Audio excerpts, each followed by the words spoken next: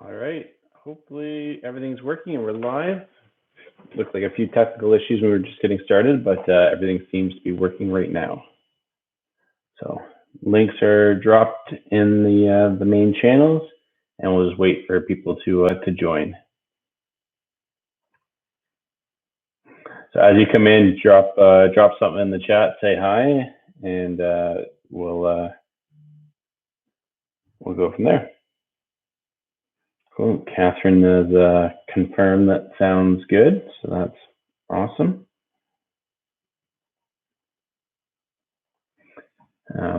Great, a few people joining, so we'll give everyone a couple minutes to get in here, and then we will get started. So this will be the Q1 update with everything that's happening. Yeah, lots happening on our end, of course. Yeah, Morano, good to see you. Yeah, things are crazy as always, and particularly interesting with COVID and everything that's happening in the world. So yeah, everyone on my end safe and healthy, which is good, and hopefully same with yourself. Ant, good to see you. So yeah, we're going to go through most of the Q1 update, a bunch of questions that got asked, some of the common themes of questions through the community, and then dig into what's happening next. So we'll get into that. Definitely some interest. So display advertising down 40% across the market. We've seen some interesting stuff out of e-sig, where we've actually seen a revenue uptick as money is shifting from conferences, which was the big kind of focus for that industry, and shifting to the online spend. So that's been interesting for e-sig. And then in terms of task marketplace, we've definitely seen a reduction for that marketing test budget being played out. But we'll get into that more. Okay, awesome. Well, we'll get started. So I know everyone's kind of got entirely new schedules. So first, I hope everyone is safe and inside right now. In terms of an update, we'll go through some of the summary that we published with the Q1 update. Some of the highlights. Low light and highlight was we got kicked out of Firefox, but we got back in Firefox through Q1, so that was painful, but we're back in now, which is great. We got our new website live, Skynera partnership announced. Task Marketplace was a big push. First test done, second test wrapping up, and we had our other big highlight was we had our first month of Infinite Runway. So that was also a big hit for adbank. That's what we've been working towards. Took a little longer than planned, but yeah, first month of Infinite Runway would means and from a sustainability standpoint, we've got a long way that we can go. Challenges for the month, the big one was Firefox. We've been getting a ton of fantastic traction in Firefox. Explosive user growth in Q4.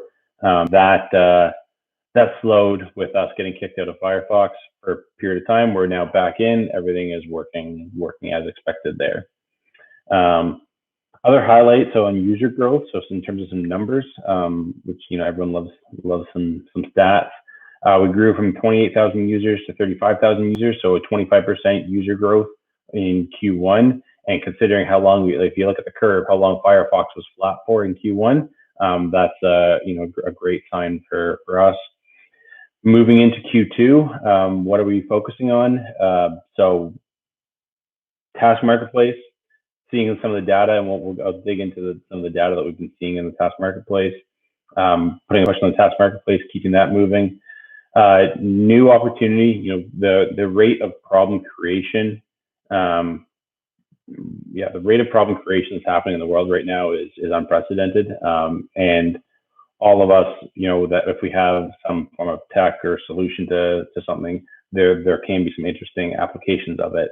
We are currently, so we're working with exploring a new hire and working on a more enterprise-based solution for what Blade can do to communicate important but non-urgent messages around culture, values, and vision and mission to remote to companies, and now they have a significant remote staff.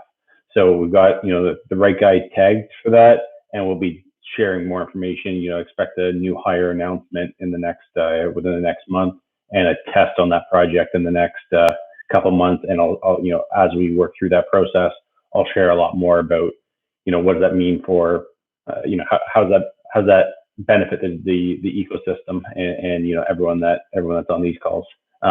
So I think it's a great opportunity that is popping up.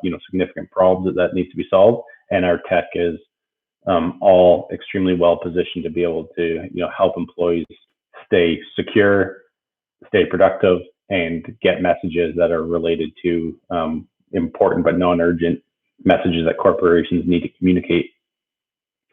So that's some of the new stuff that's coming up. Yeah, continued push on the task marketplace. Now that we're back in Firefox, even though, and like you said, solid user growth considering the Firefox issues. Now that we're back in Firefox, we're going to be pulling on the lever that we were pulling on earlier to get that explosive growth and get some of those referral campaigns happening. So that's sort of a quick summary of the highlights, some of the challenges, some of the new opportunities, some of the stats, and I'll dig into things in more detail now in terms of some of the questions that had popped up, and then talk again in more detail about some of the new activities that we're going to be pushing on. So questions about the tasks. So how are we performing? How are the task marketplace goals being achieved? So the task marketplace had, if I boil it down, it had really one metric that mattered, and that was, could it drive a CPM of $2.50? If that was our target, could we get people to do tasks that an advertiser would pay $2.50 for every 1,000 users that we show that task being able to be completed to? What we were able to see was that tasks were definitely getting completed. The participation in the tasks was not as high as we hoped it would be. Part of that is due to the Firefox issues, and the total volume of tasks being completed was not high enough for what we wanted to see. And that was on our first test. So we didn't expect to achieve perfection in our first test. And then the test got slowed because of the Firefox issues. And now we're back up to sort of a testing velocity that will help us drive to that $2.50 CPM. Our best estimate right now is that we're at sort of $1-ish CPM. And that's a significant increase from where we were under a pure display. So it measured as an improvement on effective CPM, we've had an order of magnitude improvement. So we were unbelievably low from an effective CPM. And what that means is how much are advertisers willing to pay to advertise to Blade users?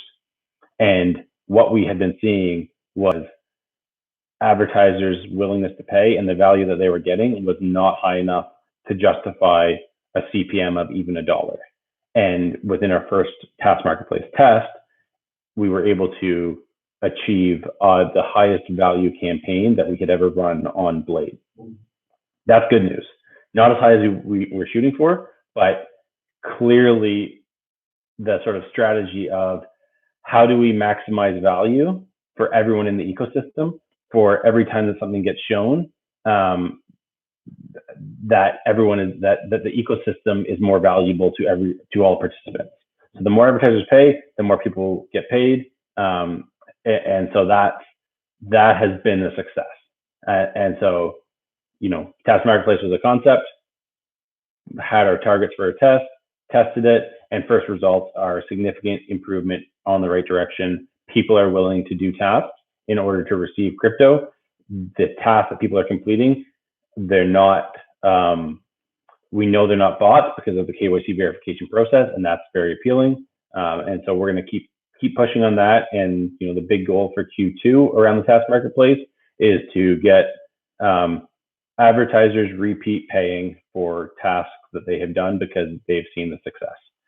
If we can achieve that and achieve that $2.50 CPM, then we're pretty pumped. We've got our path to user acquisition through the referral campaign, and then we've got a campaign that we can run that drives value into the ecosystem. That would be awesome. So that's a comment on the Task Marketplace. eSig Media, so certainly running into a headwind with COVID-19, marketing dollars being the first dollars to often get cut. What we have seen is that some money is shifting from conferences that would have been previously allocated to conferences coming into the online space. We're the dominant player in the sort of eSig advertising space. Some of the vaping scares that occurred at the end of last year is better understood in terms of what it was that was causing the most significant medical issues. And now that that's also behind, people are sort of a little less scared of what the regulations are that could come down that would be sort of devastating to the industry. That seems to be sort of more sort of business as usual in that industry. Black market stuff bad is sort of certainly what came out of that process.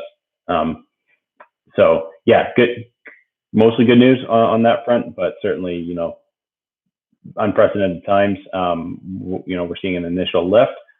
Don't know if that will last forever. So what type of customers are we attracting? So with trying to attract and the vape stores, mainly golf news that was circulated. Yeah, for sure. It was scary stuff, right? In terms of the impact, but yeah, a lot of what got circulated was not not accurate or sort of accurate in a very small part of the market that most of all of our advertisers and publishers didn't touch.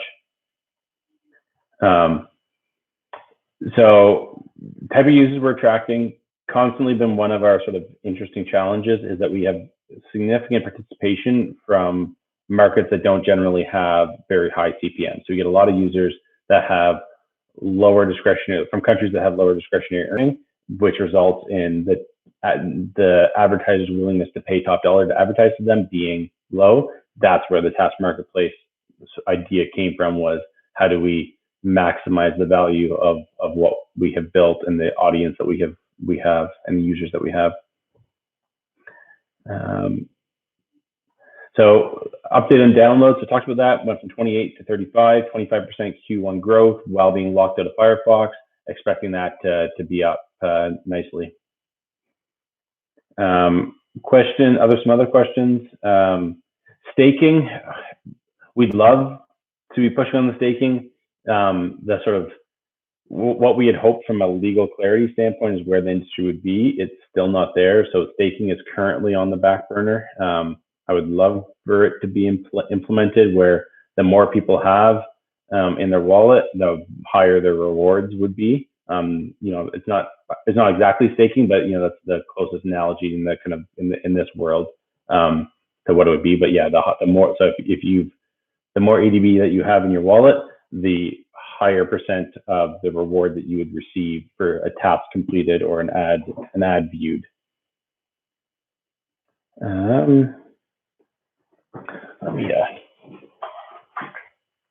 just getting a new our settings set up at home here, so lights a little off of there. We've got some blinds to play with.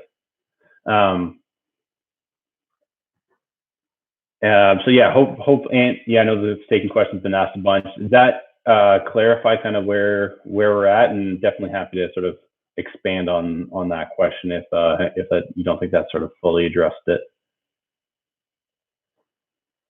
Someone brought up a question, which is great. Why no mention of Blade on the new adbank website? So yeah, new adbank website went live. Looks great. It's a much more B2B friendly, enterprise friendly site, and that's intentional. The Blade not being mentioned is a myth, so we're getting that fixed ASAP. So a question around token utilization versus sort of like other projects that are doing things like burns, buybacks, etc. We've always been of the opinion that utility equals liquidity, and that we need to drive the true utility of the token, and that's been our core focus. That short-term tactics of manipulation will not last. So there's some debate that some people have pulled that trick for a very long time, but there's plenty of cases where that's short-term wasting of resources that could be spent on driving true utility. And so that's always been our focus. What we've seen, 35,000 users, multiple use cases with additional use cases that people are interested in. The tech that's been built is useful. The rewarding of the token is happening. And that system is flowing. It's just not flowing at the velocity that we need it flowing at for the results that we all want to see achieved. So, in terms of where we've come over the last 3 years, 2 years and a bit, awesome progress, just not fast enough. So the questions around sort of, where do we see the sort of the value targeted of where do we see the value of what we're creating? And I think what we're seeing, like, and how do we measure that?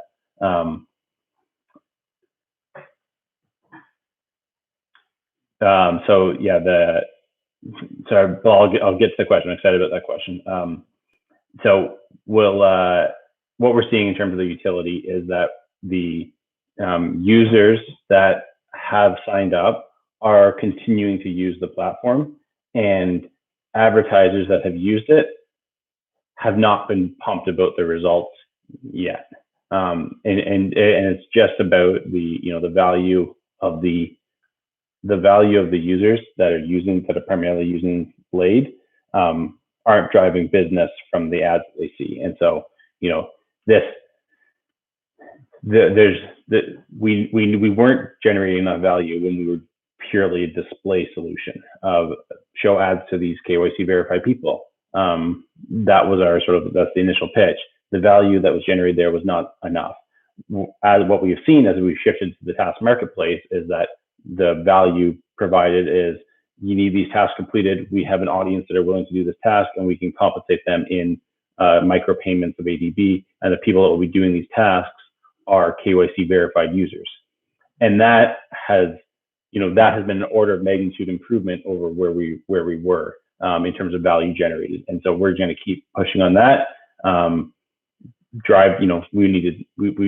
10x where we were. We now need to double where we are basically.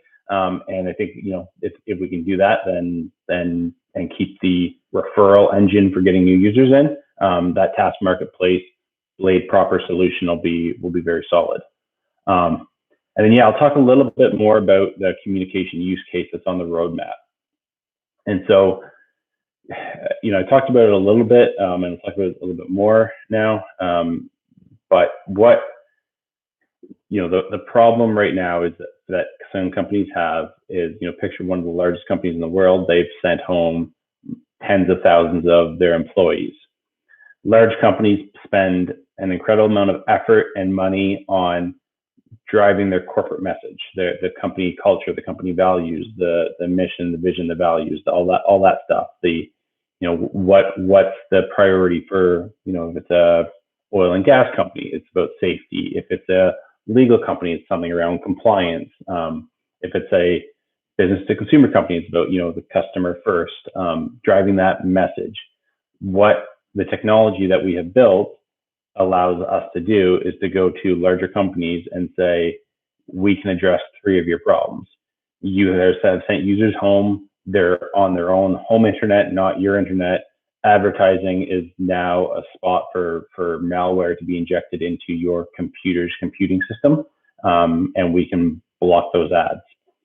And that is the key to all of this. And then the second piece is, And the question that Bilal asked is, how will the tokens play a piece of this? And then the second part that we can communicate value to is, you need your employees to be productive.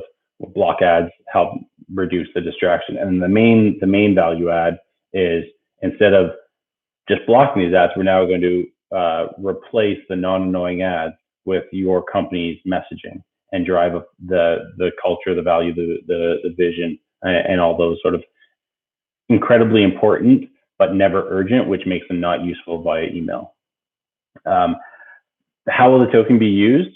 So we see two parts. Part one is there's going to be a structure where all revenue generated from this effort results in a similar token ecosystem buyback solution, the same as it would if it were coming through as a Blade advertiser. So that's going to be sort of phase one. And then part two is how do we input, Blade by, or ads by Blade? And, if we can get our tech onto thousands of computers, especially computers that have viewers that have a much higher dollar value for advertising, how do we structure this so that during work hours you see, and then this is all sort of to be determined, but so it's like part one, we know there's going to be a revenue component that's going to be the buyback, and then part two is going to be the how do we transfer these users from corporate users to consumer users? Is it ads by Blade showing up for each ad, and they're like, oh, what's Blade? And they move way over. Or is it we set agreements where maybe this becomes free and we'll show their ads during working hours and then show Blade ads during non-working hours. So lots of ways to kind of work that, keeping consistent with our current token ecosystem and token economics model. So yeah, Bilal will have more on that. We've got the right person tagged to do this. Comes from a background of selling digital advertising stories to enterprise clients and setting up agencies. So I think that he's going to be the right person to kind of drive this into the Fortune 1000 type companies that need this. So I think I've covered all the questions and the update, but happy if there's any other questions to stick around and answer them.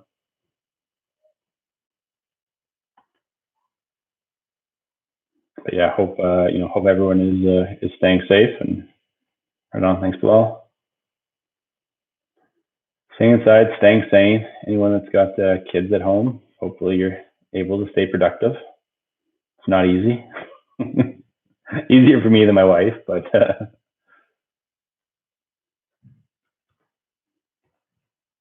all right, awesome, guys. Well, if anyone's typing, then I'll hang it for another second. But yeah, I appreciate everyone jumping on. Shout out to Ant and TOB for the awesome work you guys are continuing to do in the community. I appreciate that. And then yeah, shout out to the team. Everyone's been continuing to work quite hard on all of our different activities and adapting very quickly to new opportunities as they popped up here in the last month. So right on. Thanks, guys. Take care.